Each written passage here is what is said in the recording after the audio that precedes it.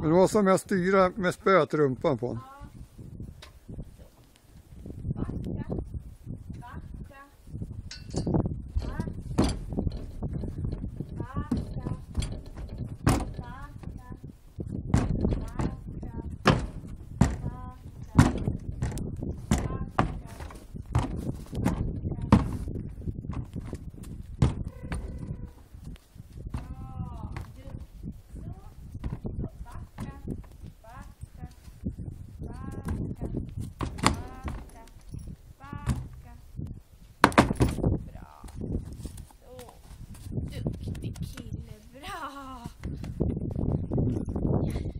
Det är klart det.